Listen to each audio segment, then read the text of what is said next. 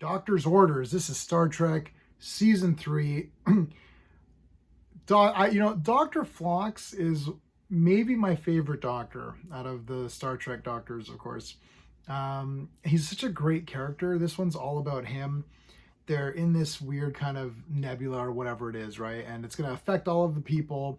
So they all got to go into comas, and the Doctor's got to run the ship for a couple of like 4 days before they get out of it. So he's got to be alone, but he does have T'Pol with him as company. And he's hallucinating and seeing things. And it's like, oh, there's Xindi on the ship, and there's creepy ghosts and things. And, and Porthos is also with him. And it's great because he's like, oh, I shouldn't have watched Exorcist last week. He's such a great character.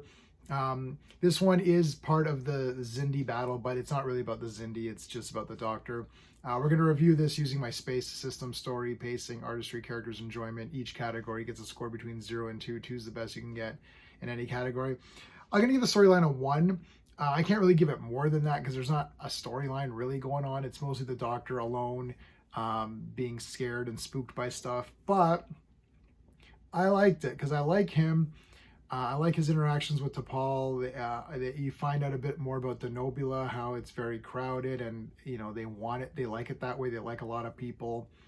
To contrast, T'Pol's like, this is great because I don't like a lot of people around. So that's all good. There's not much to the story. Like, you could just skip this entire episode and not watch it if you're not into the, if you want to stick more to the Xindi plot line. But I kind of like this one. So it's going to get a pretty decent score. But the story is a 1. I mean, there's really not much going on. For the pacing, though, I'm going to give it a 1.5 because I actually found it to be pretty good pacing.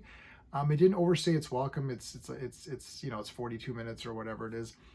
It didn't feel long, but it was getting just a little bit like you could hurry this up a little bit, and they did. And they didn't overstay their welcome. I like the tension amps up as firstly the Doctor starts to just go around and check on everybody, everything's going good, and as he starts to hallucinate more and more, it starts to amp up and it starts to get a little bit more tense. There's stuff with Hoshi that's pretty crazy. You kind of figured out where it was going, and the second I figured out where it was going, it was already kind of ending, so I thought perfect. It was just like, so the pacing was pretty good. It wasn't nail biting, so I can't give it a 2, but still 1.5 for the pacing is pretty good. Artistry, it's a 1. It's on the ship, so there's a little bit of stuff where you see the outside. Mostly it's on the ship. You get to see the insect Xindi for a little bit, and there's some nice makeup on Hoshi. So, I mean, it's fine. It's tough to give more than a 1 on these ship episodes. Depends on kind of what happens on top of that, but everything looks good. Creepy music, creepy effects, as everything's dark and really lit. It's nice. It's nicely lit, so it's a bit creepy. So everything's good. Characters, I'm going to give it a 2. There is only 2 characters in this episode, T'Pol and Phlox, and I like both those characters, and I think Phlox is my favorite Doctor.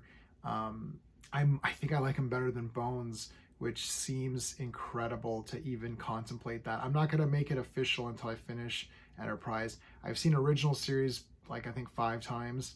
I've seen this is my 3rd go around, but Phlox I think is just so great. My problem with Bones, which is that I feel that in season 3 they wrote him in such a way that he was just there to be an alternate point.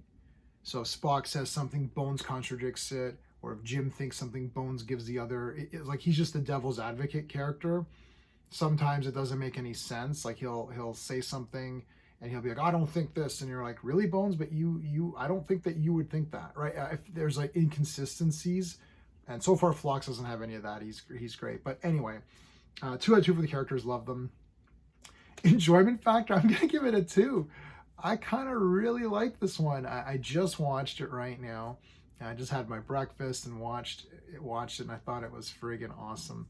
I had a lot of fun with it. It's a beautiful morning, and I'm watching a creepy Star Trek, but it didn't. So the mood was I should have watched it tonight. But anyways, I really enjoyed this one. So 2 out of 2 for enjoyment factor. I'm giving it a 7.5 out of 10. It's a welcome break. These last few have been a really nice break from some of this Xindi stuff. And I think it's just been it's helped me get through a lot of this. And I'm thinking on this third time around, I'm going to enjoy season 3 a little bit more, knowing that it's just sprinkled with these kind of one-off episodes that I enjoy. So 7.5 out of 10. I like this one a lot. I thought it was pretty fun. Let me know in the comments what your thoughts are, and if you like my space system, please like the video. Consider subscribing and check out the playlist for Star Trek. That's it. Until next time.